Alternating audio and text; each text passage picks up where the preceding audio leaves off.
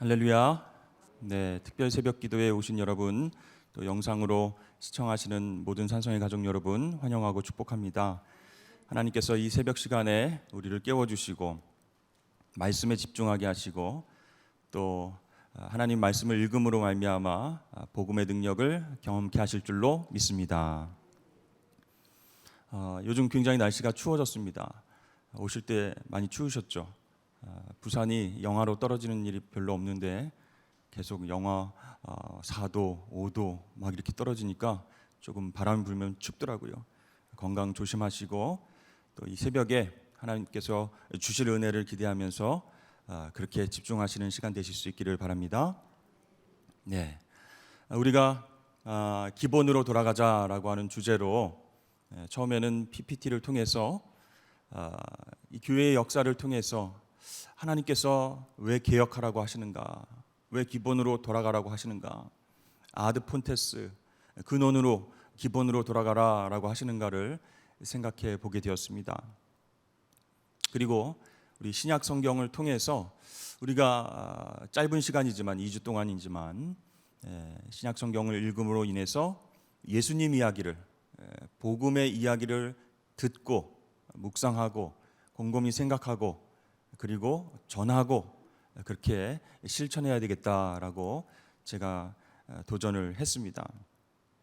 그래서 이 새벽 시간에 강의하는 것이 괜찮을까 고민을 처음에 많이 했는데 이 기회가 아니면은 우리가 성경을 볼 수 있는 마음을 이렇게 모으기가 쉽지 않겠다 그런 생각이 들었습니다.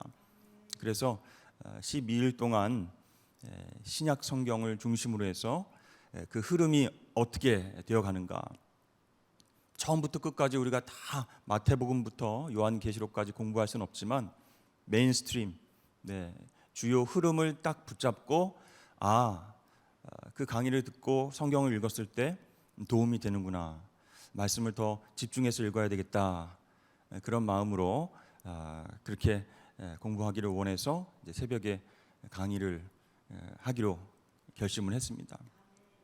근데 여러분, 새벽에 저는 설교하는 게 더 좋은 것 같아요.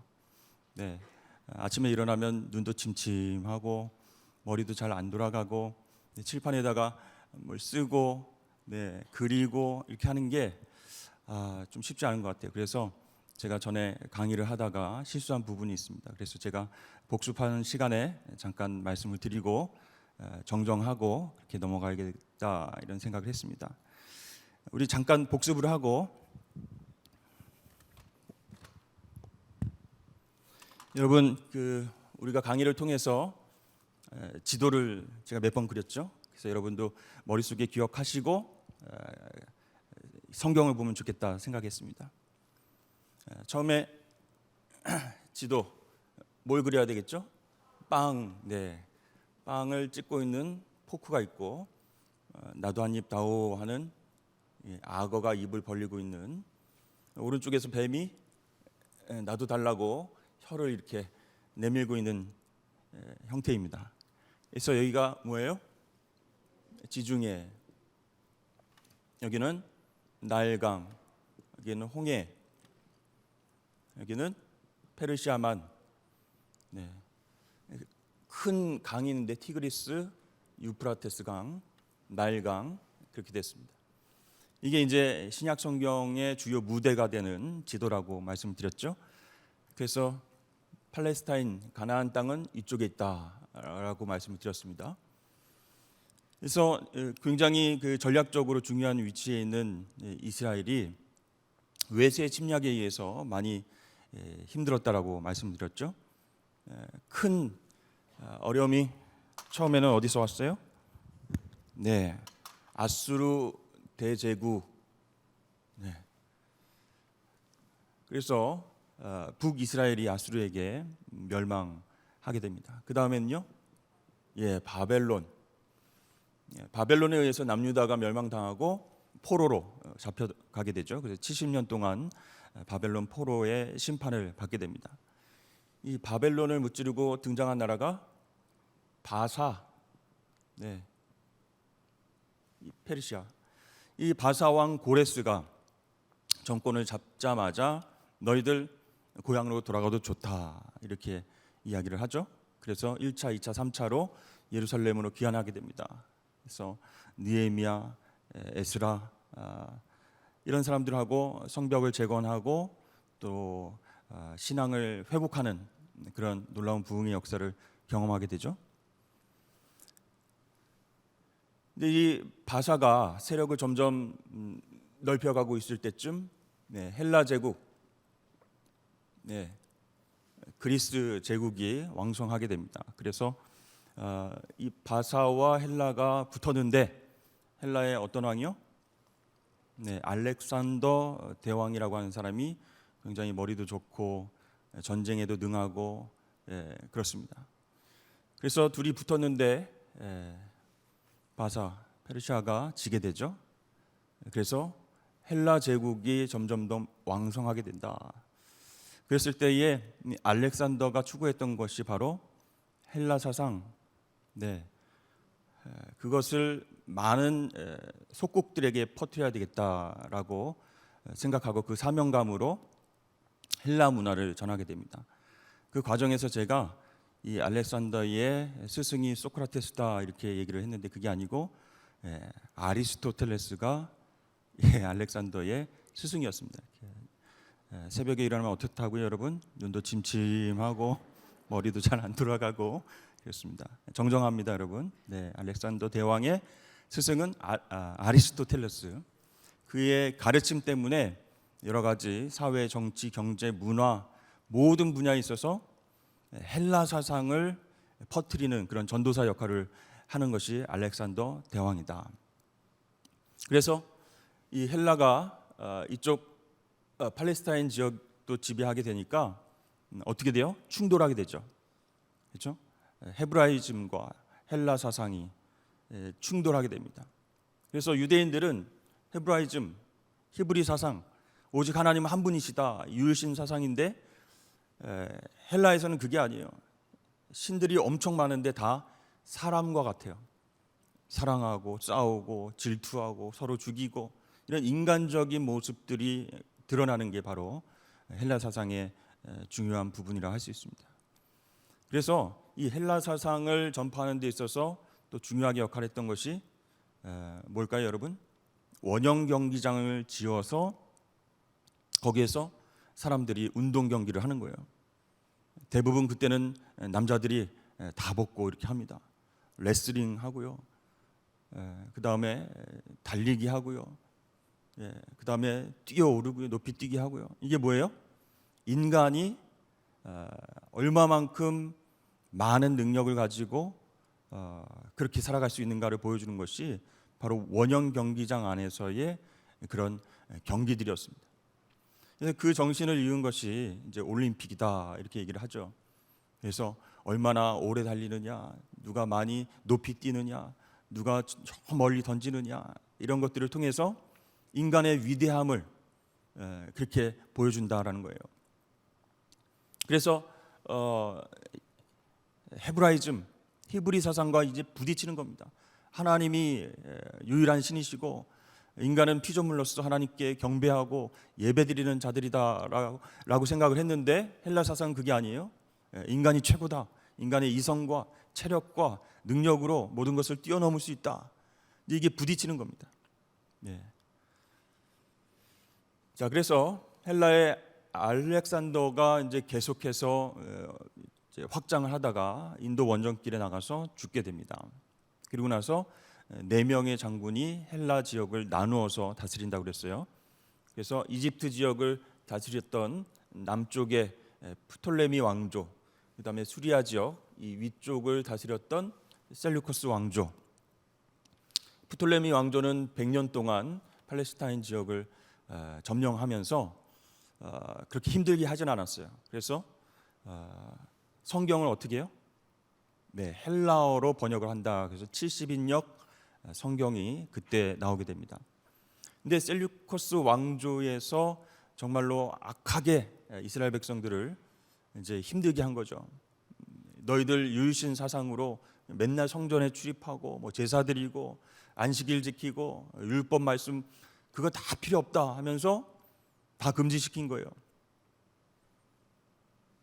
그래서 안티오코스 4세라고 하는 아주 악랄한 왕이 굉장히 힘들게 합니다. 그래서 거기에 대항해서 마카비 혁명을 일으키고 하스몬 왕조를 이 땅 안에서 일으키게 되죠. 그래서 게릴라 전법으로 계속 셀루코스 헬라 군사들을 굉장히 힘들게 했습니다. 그런 상황 속에서 이제 로마라고 하는 대제국이 힘을 얻어서 셀루코스 왕조를 물리치고 이 땅을 이제 지배하게 된다 그랬습니다. 그래서 로마가 전 세계 패권을 주게 되는 것이죠. 팍스 로마나 그랬습니다. 그런 말이 있습니다. 무슨 뜻이죠? 로마로 인한 평화다. 로마가 전 세계를 지배하면서 모든 것이 통일되고 평화를 이룬다, 그런 뜻이에요. 그래서 모든 길은 로마로 통한다라는 말이 있듯이 이 로마가 지배하는 것을 통해서 이 세계 질서가 이제 재편이 되는 것이죠. 그래서 이 로마 시대에 예수님께서 팔레스타인 지역에 오신 이유가 있다, 그렇게 말씀드렸죠. 첫 번째로 언어가 통일됐다, 헬라어로 통일이 됐다. 그 다음에 두 번째로 행정이 통일됐다, 비자 없이 왔다 갔다 할 수 있다. 세 번째로 길이 다 완성이 됐다. 그래서 예수 그리스도의 복음이 이 로마의 지배로 인해서 정비된 길과 상황들을 통해서 세계 만방으로 뻗어가는 그런 계기가 되었다라고 이제 말씀을 드렸습니다. 자, 이게 역사적 상황이었고요. 그 다음에 신약 성경을 읽을 때 우리가 지명들이 굉장히 많이 나온다 그랬죠. 여기가 어디냐, 우리나라 지명도 잘 모르고 우리나라 역사도 모르는데 성경을 읽어보면 너무나 지명들이 많고 무슨 어려운 말들도 많아서 헷갈린다. 그래서 이것을 알고 우리가 성경을 읽으면 좋겠다 생각했죠. 그래서 이스라엘 지도를 이 부분을 이제 확대하는 겁니다. 굉장히 쉽다고 그랬죠. 쭉 내려오다가 딱꼭질 한번 하고 쭉 내려오고 여기 이제 갈멜산 오른쪽으로 가서 심장 모양의 갈릴리 호수, 갈릴리 바다 쭉 밑으로 내려온 게 무슨 강이에요? 요단강. 그 다음에 핫도그 모양의 생긴 것이 사해다, 이렇게 말씀드렸습니다. 그러니까 여기는 이제 지중해 되고 여기는 갈릴리 호수, 갈릴리 바다 이렇게 얘기하죠. 그 다음에 요단강, 사해. 이렇게 하면 수역은 끝이 난 겁니다. 그래서 이 지역을 여러분 살펴볼 때 지역이 좀 어렵다 생각하시는데 주요 지역의 지점만을 여러분 알고 계시면 좋을 것 같아요. 그래서 단에서 부엘세바 이렇게 얘기했죠. 그래서 백두에서 한라까지 하면은 대한민국 전체를 이야기하는 것처럼 맨 위쪽에 있는 북단이 단이라고 하는 도시가 있고 맨 아래쪽이 부엘세바다. 단에서 부엘세바까지 하면 전체 이스라엘을 뜻한다라고 말씀을 드렸습니다. 자, 그러면 이 이스라엘 지도에서 총 4개의 지역으로 나눠서 생각하라라고 말씀드렸어요. 자, 이렇게 해서 나누고, 자, 이쪽이 무슨 지역? 여러분 어제 말씀드렸습니까? 그제 말씀드렸습니까? 갈릴리 지역이다. 갈릴리 호수가 있으니까 이쪽 지역을 갈릴리 지역이다. 두 번째는요, 사마리아 지역이다 말씀드렸습니다. 여기는요, 유대 지역. 여기는 요단 동편이다. 이것을 이제 베레아 이렇게 또 얘기를 합니다. 지역별로만 나눠서 생각해도 예수님께서 여기에서 활동하셨지, 이쪽으로 이동하셨지, 어느 곳에서 일어나는 일이었지라는 것입니다. 그러니까 성경에 일어나는 모든 일들은 역사적 사실이라는 거예요. 왜냐하면 지명이 분명하게 밝혀지기 때문에 꾸며낸 이야기가 아니라는 거예요. 2000년 전에 그리고 지금도 유적지가 있고 도시의 이름이 건재한 곳이 있습니다. 그래서 메시아이신 예수님께서 역사 속으로 뚫고 들어오셔서 우리를 구원해 주시는 모든 사역들을 감당하고 하늘로 승천하셨다는 것이죠. 그래서 우리가 지역을 아는 것이 중요하다라고 말씀을 드릴 수 있습니다. 갈릴리 지역에서 여러분 생각해야 될 도시가 가버나움, 예수님께서 주로 활동하셨던 굉장히 중요한 도시다라고 말씀드렸죠. 그러면 나서 자란 곳 어디죠? 나사렛. 네. 이렇게 중요한 도시 한 2개 정도만 생각하면 갈릴리 지역은 끝난다라고 생각하면 좋겠습니다. 근데 이제 이스라엘 백성들이 갈릴리는 예전부터 이제 이방 사람들이 주로 살았기 때문에 좀 무시했고, 나사렛을 중심으로 해서 농업이 발달했기 때문에 시골이다, 촌구석이다 이런 생각을 했어요. 그래서 메시아가 어떻게 나사렛에서 나올 수 있느냐, 나사렛 출신 예수 들어봤니? 막 전도를 하고 제자들이 얘기를 하니까 이 나사렛에서 선한 것이 나올 수 없다 이렇게 얘기를 하는 것이죠. 그런 정도로 조금 좀 촌구석이다. 이 갈릴리 호수, 갈릴리 바다 굉장히 큰 곳이고, 긴네렛 호수, 게네사렛 호수, 디베랴 호수 이렇게 여러 가지 명칭으로 불린다고 했습니다. 다 똑같은 겁니다. 그 얘기가 나오면, 성경에 나오면 갈릴리를 얘기하는구나. 네, 긴네렛 하면은 하프라는 뜻이거든요. 하프처럼 생겼잖아요. 그렇죠? 게네사렛 하면은 왕자의 뜰, 너무 주변이 아름다워요. 네, 생명체가 살고 고기가 나오는 곳이기 때문에 그것 때문에 게네사렛. 그리고 디베랴는 이쪽의 지명입니다. 그래서 갈릴리를 뜻하는 곳, 이곳을 중심으로서 예수님께서 활동을 하셨다. 이쪽은 요단 동편 위쪽은요, 데가볼리 여러분 들어보셨습니까? 데가볼리라고 하는 지역인데 데카폴리스라는 말입니다. 데카가 10이라고 하는 거고, 폴리스는 도시라는 거예요. 10개의 도시가 묶여진 곳이 데가볼리입니다. 이 지역에도 예수님께서 한 영혼을 긍휼히 여기셔서 배 타고 가시죠. 거라사 지역에 귀신 들린 사람을 치유하시기 위해서 배 타고 가시다가 풍랑을 만나고 막 빠져 죽으려고 하고 막 제자들이 힘들어하는데, 우리가 저편으로 건너가자 예수님 말씀하시는 거예요. 그 한 영혼을 구원하시기 위해서. 그렇게 갈릴리 지역에 여러분 이제 예수님의 사역들을 생각할 수 있습니다. 사마리아는요, 뭐 간단합니다. 이제 사마리아라고 하는 도시가 있고 세겜이라고 하는 도시. 구약 성경에 보면 이제 세겜 이야기가 많이 나오죠. 그리심산과 에발산 사이에 있는 그런 곳입니다. 이것을 이제 신약 성경에서 수가성 이렇게 얘기하는데, 예수님께서 사마리아 여인을 만나셨다, 수가성 여인을 만나셨다 하는 것이 바로 이 세겜이라고 하는 곳이에요. 이 사마리아 사람들은 굉장히 차별을 받고 힘들게 살았다 그랬죠. 왜냐하면 북이스라엘 남유다 이렇게 나뉘어졌을 때 성전이 어디 있어요? 예루살렘에 있으니까 나라는 나눠졌는데 성전에서 예배드리려면 이쪽으로 내려가야 되잖아요. 그러니까 북이스라엘 왕과 정치하는 사람들이 이러면 사람들의 민심을 빼앗기겠다 싶어가지고 여기에 산당을 만듭니다. 그래서 여기서 예배드려도 똑같아, 밑으로 안 내려가도 돼. 그래서 바알과 하나님을 함께 섬기는 그런 우상 숭배가 많이 있었어요. 그리고 아수르가 북이스라엘을 멸망시켰다고 그렇게 말씀드렸죠. 그때 아수르 정책이 뭐냐면 사람들을 잡아가서 자기네 사람들하고 결혼시키고 자기네 사람들을 이쪽으로 이주시켜서 결혼시키는 혼합 정책을 썼습니다. 그때에 이 지역에 있는 사람들이 많이 아수르로 붙잡혀갖고 아수르 사람이 이쪽으로 많이 내려왔어요. 그래서 이제 짬뽕이 된 거예요. 그러니까 이제 유대 남유다 쪽에서는 이 사람들 정통성을 인정할 수 없다.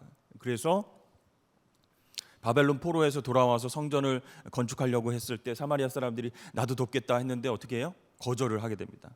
당신들은 전통성이 없어. 그래서 굉장히 서름이 많은 그런 곳이죠. 사람 취급을 안 했습니다. 여기 있는 사람이 갈릴리 쪽으로 이동할 때 어떻게 해요?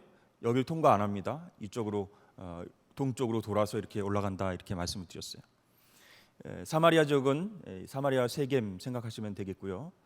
그 다음에 이쪽 유대 지역에 와서 여기에 이제 여리고, 삭개오가 생각나죠. 그리고 소경이 생각나는 도시가 여리고입니다. 여기 사해가 굉장히 이제 낮은 지역이다. 해저 400m 정도 된다 이렇게 말씀드렸어요. 그리고 이쪽은 산 지형이라서 굉장히 높다. 그러니까 여리고가 이 사해 근처에 있으니까 굉장히 낮은 지역에 있는 거예요. 그래서 예루살렘을 갈 때는 이제 올라가는 겁니다. 여기가 이제 예루살렘. 근데 이제 예루살렘 근처에 있는 도시를 제가 얘기하다가 베세다라고 얘기를 했던 것 같아요. 그것도 아주 뚜렷하게 칠판에다 베세다 이렇게 썼는데 여러분 가버나움 여기 베세다 이 위쪽에 있습니다. 고라신 베세다. 근데 베세다가 아니고 여기 중간에 있는 도시는 베다니. 네. 새벽에 일어나서 강의하면 어떻게 된다고요? 눈도 침침하고 네, 머리도 안 들고. 베다니의 고향에서 살아가던 사람들이 누구예요? 마리아, 마르다, 나사로. 굉장히 예수님께서 사랑하셨던 그런 사람들이죠. 자, 예루살렘 밑에 베들레헴. 네. 다윗의 고향이고 예수님이 탄생하신 곳이죠. 아기 예수가 탄생했을 때 동방박사들이 베들레헴으로 찾아와서 경배했던 그곳입니다. 자, 이렇게 유대 지역에서는 뭐 여리고, 예루살렘, 옆에 베다니, 네, 그리고 뭐예요? 베들레헴, 네, 베들레헴 이렇게 생각하시면 되겠습니다.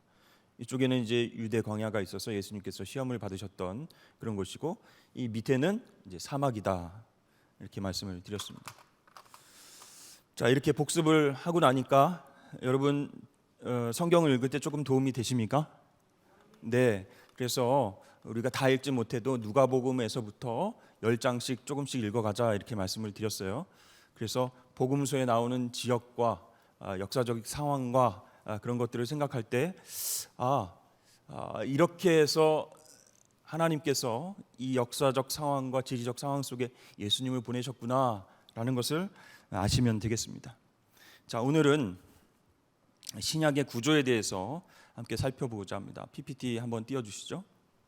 네. 신약 성경에 이제 우리가 중요한 부분을 보기 위해서 예수 그리스도가 역사의 중심이다라는 사실을 우리가 알 수 있어야 됩니다. 예수님이 오시기 전에 시대를 뭐라고 해요? BC라고 하죠. Before Christ, 예수님 오시기 전 BC라고 합니다. 그럼 예수님 오신 이후에는 그 세상을 어떻게 표현해요? AD, Anno Domini 이렇게 얘기합니다. 예수님의 해 그런 뜻이죠. 그래서 역사의 중심은 바로 예수 그리스도시다. 예수 그리스도께서 이스라엘 땅에 인간으로 오셔서 성육신으로 하셔서 오셔서 공생의 기간을 통해서 회복의 사역을 하시고 그 다음에 십자가에서 죽으시고 부활하신 그 사건을 통해서 이제 신약 시대가 열리게 되는 것이죠.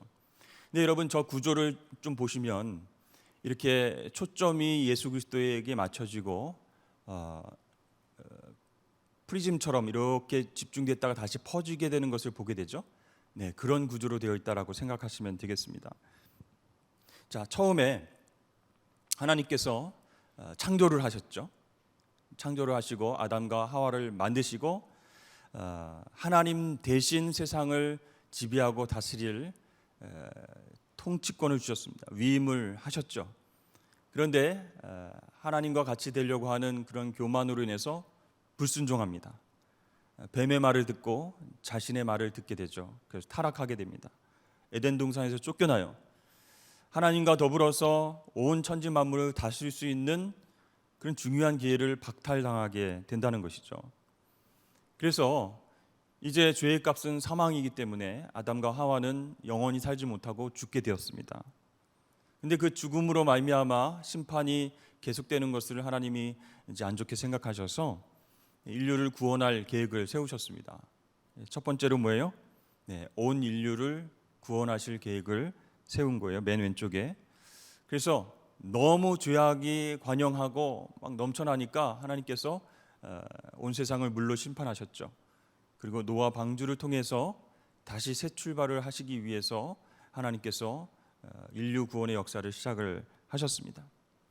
그리고 하나님께서 아브라함이라고 하는 한 사람 그리고 이스라엘이라고 하는 그 나라를 택하셔서 한 민족을 택하셔서 그 민족이 하나님 말씀에 순종해서 하나님께서 아담과 하와에게 주셨던 그 위임령 온 세상을 지배하고 다스리고 축복할 수 있는 제사장 나라로서의 역할을 맡겨주시는 거예요. 근데 이스라엘이 그것을 감당합니까? 잘 못하죠. 그래서 타락하게 되고 북이스라엘 남유다로 이렇게 나눠주게 됩니다. 우리에게도 인간의 왕을 주십시오. 다른 나라들처럼 그렇게 왕에 의해서 통치함을 받고 싶습니다. 이렇게 요구를 해서 하나님께서 인간왕을 허락해 주셨죠. 근데 결과는 뭐예요?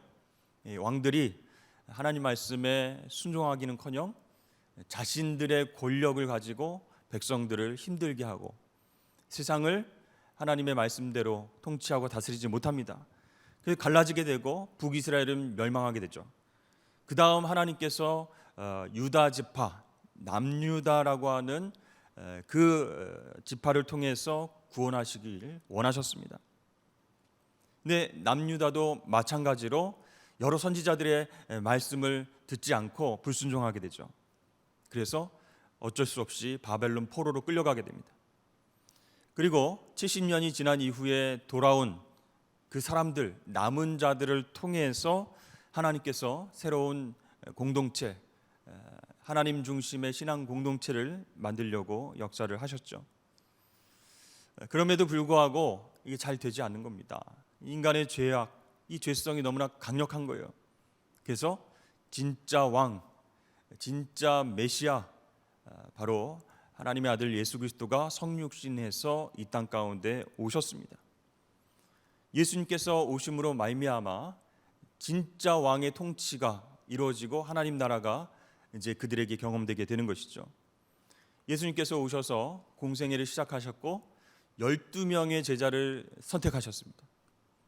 소수의 인원을 선택하셔서 제자 삼으셨어요.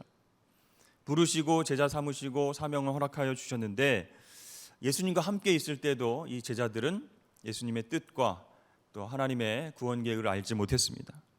그래서 십자가에서 죽으시고 부활하신 예수님을 만나고 나서 약속하신 성령을 부어주시죠. 그래서 성령 충만한 12제자와 변화된 사람들, 회심한 사람들을 통해서 초대교회가 시작이 됩니다. 예루살렘의 이 초대교회가 시작되면서 예루살렘 안에서는 너무나 분위기가 좋았습니다. 서로 모여서 교제하고 떡을 떼고 서로 섬기고 봉사하고. 근데 예루살렘 안에서만 그런 일들이 일어나는 거예요. 그래서 하나님께서는 스데반 집사의 죽음을 통해서 어떻게 해요? 흩으시는 거예요.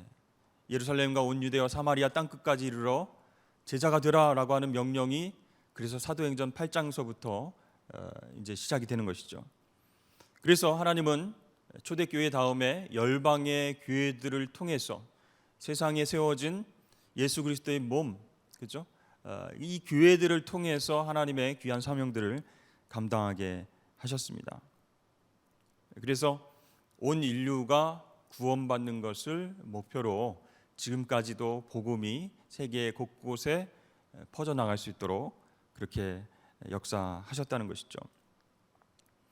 여러분, 그래서 신약의 구조를 보시면 중요한 것이 예수 그리스도가 중심이다라는 것입니다. 그렇죠?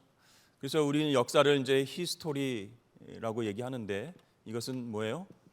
is story. 예수님의 이야기. 창조 때부터, 그렇죠? 아담과 하와의 범죄로 이후부터 정말 그분께서 오실 것이다, 메시아가 오셔서 우리를 구원하실 것이다 하는 것이 구약입니다. 옛날 약속이에요. 올드 테스터먼트. 그러니까 예수 그리스도가 오실 것이라고 하는 약속이 구약. 그 신약이 뭐예요? 뉴 테스터먼트. 오셔서 우리를 구원해 주신 주님께서 다시 오실 것이다.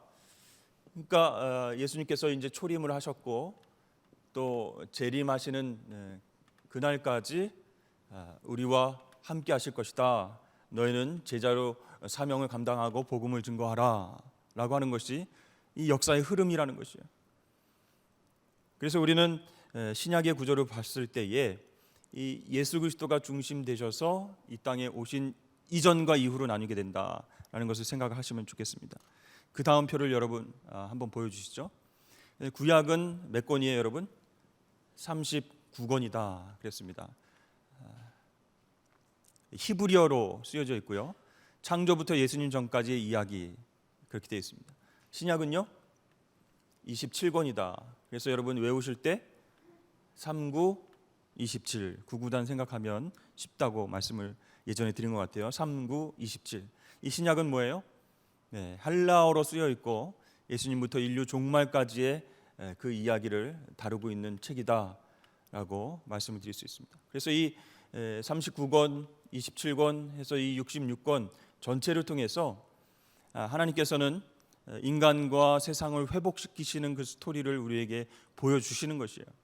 기본으로 돌아가자라고 하는 얘기는 뭐냐면 역사의 주관자 되시는 예수 그리스도의 이야기를 알아서, 그렇죠? 내가 중심이고 인간이 중심인 어떤 헬라 사상과 세상 문화에 저항해서 복음의 문화를 우리가 전파해야 되는 그런 사명이 있다라는 것이죠. 그래서 우리가 기본으로 돌아간다는 것은 신약 성경 복음서를 읽고 하나님 말씀을 읽고 묵상함으로써 역사의 주인 되시는 예수님이 지금도 나와 함께 하신다라고 하는 그 생각을 여러분 꼭 가지고 계셔야 된다는 것입니다. 그래야 하나님의 말씀이 우리를 회복시킬 수 있다라고 하는 것이죠. 그 다음 표를 한번 보여주시죠. 신학의 세 가지 유형 이렇게 되어 있습니다. 신약은 복음서, 4개의 복음서, 마태, 마가, 누가, 요한복음 잘 아시죠? 그래서 사복음서 이렇게 얘기합니다.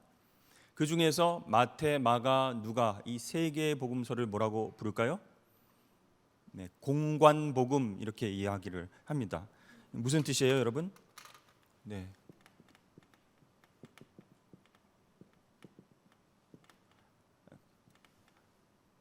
같은 관점에서 보고 있다 그래요. 마태, 마가, 누가는 예수님의 출생에서부터 공생애와 십자가 부활까지 같은 관점에서 그렇게 저술이 되어 있는 것이에요.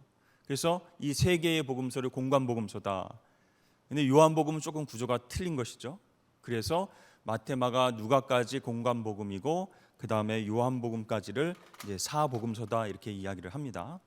그래서 이 복음서가 굉장히 핵심이 되는 것이죠. 그 다음에 역사서는 이제 사도행전입니다. 1장부터 28장까지 나와 있는데 이 복음서를 통해서 예수 그리스도의 생애와 그분의 사역을 알 수 있고 역사서를 통해서 우리에게 허락하여 주신 그 기쁜 소식이 어떻게 열방을 향하여서 퍼져 나가는지를 베드로와 사도 바울 두 인물을 중심으로 쭉 펼쳐져 나가는 것이 바로 역사서다라고 할 수 있습니다. 이 예수님의 제자인 베드로를 통해서는 예루살렘과 유대 지역에 복음화가 일어났다면 사도 바울을 통해서는 어떻게 해요? 네, 온 땅을 향하여서, 그렇죠? 열방을 향하여서 복음이 전파되는 것을 알 수 있습니다. 그래서 사도행전 15장, 13장, 14장, 15장 그 이후로부터 1차, 2차, 3차 바울의 선교 여행을 통해서 복음이 전해지는 거예요. 자, 하나님께서 예수 그리스도께서 부활하신 예수님께서 사도 바울을 만나 주신 이유가 무엇인가? 사도 바울은 많이 배웠죠. 헬라 철학도 알고 있고 변증법도 알고 있고 여러 가지 교육을 많이 받은 사람입니다. 로마 시민권도 있고 헬라어에도 능통해요. 그러니까 예수 그리스도의 복음을 전 세계에 전할 수 있는 아주 중요한 그런 준비가 된 그릇이라는 것이죠. 그래서 그 사도 바울을 통해서 전 세계의 복음이 퍼져가는 그런 역사가 일어나는 것, 역사서입니다. 그 다음에 사도 바울이 교회에 또 개인에게 보낸 편지가 있습니다. 서신서라고 하는데 그것을 바울이 썼으면 바울 서신, 그리고 바울이 안 썼으면 일반 서신 이렇게 나눌 수 있어요. 첫 번째로 바울 서신 중에서 교회에게 보낸 편지가 굉장히 많죠. 로마서 하면 로마 교회 교인들에게 보내는 편지고, 고린도 전후서는요 고린도 교회 교인들에게 보내는 편지, 갈라디아서는 갈라디아 교회, 에베소서는 에베소 교회, 빌립보 교회, 다 이렇게 교회에게 보내는 편지가 옆에 나오는 그런 서신이고, 개인에게 보내는 편지도 있습니다. 디모데 전후서 이렇게 나오죠. 누구한테 보내는 편지예요? 디모데에게, 그 다음에 디도서 하면 디도에게, 빌레몬서는 빌레몬이라고 하는 사람에게 보낸 편지. 그래서 바울 서신이 총 13개가 됩니다. 그리고 바울이 쓰지 않은 편지는 일반 서신이라고 해서 히브리서, 야고보서, 베드로전후서 쭉 이렇게 나오죠. 9개가 됩니다. 그래서 서신서가 22권이 되는 거예요. 복음서 4권, 역사서 1권, 서신서 22권 해서 총 29권으로 신약이 되어져 있다. 그 다음 보여주시죠. 네, 그래서 세 가지 주요 시대를 여러분 생각하고 있어야 됩니다. 신약 성경 쭉 읽으면서 예수 그리스도의 시대가 있다. 그것은 사복음서를 통해서 알 수 있죠. 예수님이 어떻게 이 땅에 오셨는가, 어디서 탄생하셨는가, 공생애는 어떻게 시작하셨고 어린 시절은 어땠는가, 그리고 제자들을 부르시고 어떤 사역을 하셨는가, 십자가에서 어떻게 죽으시고 부활하셨나, 여기까지를 보여주는 것이 예수 그리스도의 시대다. 사복음서를 통해서 우리가 정확하게 알 수 있습니다. 그 다음에는 두 번째 성령 시대예요. 예수님 부활 승천하시면서 약속하신 성령을 보내주셨죠. 마가의 다락방에 보내주셨죠. 그때부터 성령 시대가 열렸다라고 생각하시면 되겠습니다. 첫 번째로 그래서 이 성령이 임해서 초대교회가 이제 시작되게 되었죠. 그래서 그것을 교회 시대다라고 말씀을 드릴 수 있습니다. 사도행전의 초반부에 보면 교회 시대가 어떻게 시작되는지를 알 수 있습니다. 세 번째 시대는 성령 시대 두 번째로 선교가 시작되는 거예요. 예루살렘과 온 유대와 사마리아 땅 끝까지 이르러 내 증인이 되라라고 명령하셨는데 그 명령이 1장 8절이거든요. 사도행전 1장 8절. 그런데 그 명령이 언제 실행돼요? 사도행전 8장 1절에서 실행이 됩니다. 스데반의 핍박으로 인해서 복음이 사방으로 퍼져가는, 예루살렘 안에서 초대교회로 우리끼리 좋다 하고 너무 좋다 이게 아니고 선교 여행을 통해서 복음을 제시하고 아시아 지역에, 유럽 지역에, 로마에 이렇게 교회가 세워짐으로 인해서 선교가 시작되는 그 부분들이 사도행전 이제 후반부로 갈수록 진행이 된다는 것이죠. 그래서 이것을 선교 시대다. 신약의 세 가지 여러분 주요 시대 꼭 기억하십시오. 예수 그리스도의 시대, 성령 시대 중에서 첫 번째는 교회 시대, 그다음 세 번째는 선교 시대. 그렇게 하시면 되겠습니다. 마지막 표를 보여주시죠. 그래서 시대별로 지금 신약 성경이 어디에 위치해 있는가를 보여주고 있습니다. 맨 왼쪽에 밑에서 보시면 예수 그리스도의 시대. 자, 근데 이 사복음서에서 마가복음이 가장 먼저 쓰여졌어요. 제일 짧지만 이 마가복음이 기초 자료가 되어서 마태, 누가, 요한이 쓰여질 수 있었습니다. 제일 처음으로 마가복음, 그다음 마태, 누가, 요한복음 이런 순서대로 이제 예수 그리스도의 시대를 보여주고 있고, 그 다음에 역사서를 보시면 사도행전이죠. 사도행전 1장부터 15장까지 나눠놨습니다.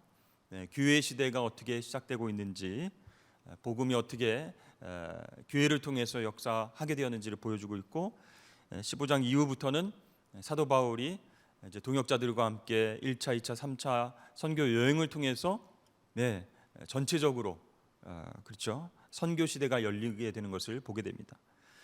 그리고 이제 사도 바울과 베드로와 다른 제자들이 편지를 쓴 이 서신서가 그렇죠. 사도행전 중간에서부터 이제 시작이 되는 거예요. 맨 처음에 이제 갈라디아서 맨 밑에서부터 데살로니가 전후서, 고린도 전후서, 로마서, 그리고 옥중 서신 이렇게 되어 있죠. 옥중 서신은 뭐냐면 편지를 감옥 안에서 쓴 거예요. 앳빌, 골몬 이 네 가지가 옥중 서신이다라고 할 수 있습니다. 한번 따라해 볼까요? 앳빌, 골몬. 새벽부터 이상한 앳빌, 골몬. 그 네 가지의 서신서가 옥중 서신이다 생각하시면 되시고, 일반 서신 앞에서 우리가 봤죠. 9개, 그리고 요한계시록까지 이렇게 세 가지 주요 시대가 복음서와 역사서와 서신서를 나누고 있다라고 하는 것을 여러분 아시고 오늘도 주어진 성경 말씀 통독하시고 예수 그리스도가 우리에게 오신 것이 얼마나 큰 기쁜 소식인가 깨달으면서 은혜의 시간 되실 수 있기를 주의 이름 축복합니다.